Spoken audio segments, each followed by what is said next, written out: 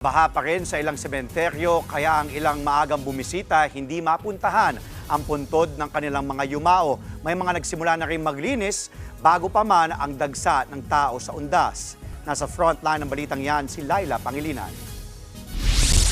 Ilang araw pa bago ang undas, nag-umpisa ng maglinis ang pamilya ni na Michelle sa Baguio City Public Cemetery. Ipapakita naman yung love natin sa kanila kahit wala na.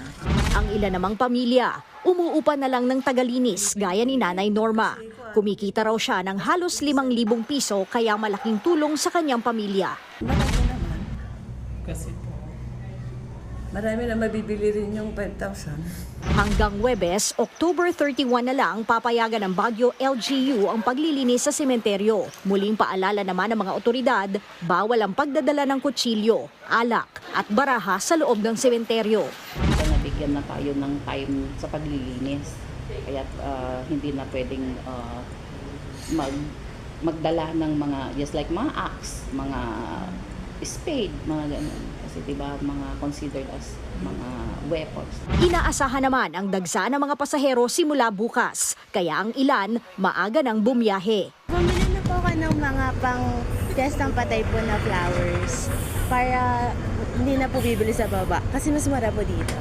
Sa Manila South Cemetery, hanggang binti pa ang baha sa ilang bahagi ng sementeryo. Si Nanay Maria na galing pang Pangasinan, dumalaw na sa puntod ng kanyang magulang. Hindi naman nila napuntahan ang puntod ng kanyang pamangkin dahil sa baha. Simula ngayong araw hanggang Linggo, bawal na ang pagpasok ng lahat ng uri ng sasakyan, kabilang ang mga motorsiklo, e-bike, e-trike at bisikleta. Samantalang ang oras ng dalaw ay pinapayagan mula alas 5 ng umaga hanggang alas 5 ng hapon. Sa Sucat, Parañaque, bahagya ng sumikip ang daloy ng trapiko sa labas ng ilang sementeryo. Nag-umpisa na kasing dumating ang mga bibisita sa puntod ng kanilang mga namayapang kaanak.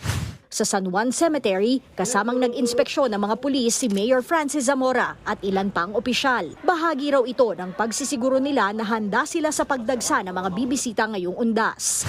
Sa labas naman ng Manila North Cemetery, handa na ang mga tindahan ng bulaklak pero matumal pa raw ang bentahan. Sa ngayon, hindi pa raw nagtataas ang presyo pero maaaring tumaas yan habang papalapit ang undas. Nagbabalita mula sa Frontline, Laila Pangilinan, News 5. Mga kapatid, Dimples Romana po, kumpletuhin ang inyong umaga ng mga kwentong puno ng inspirasyon. Salubungin po ang bawat araw ng may ngiti at pag-asa. Kaya't mag-subscribe na po at mag-follow na sa aming social media pages ng News 5.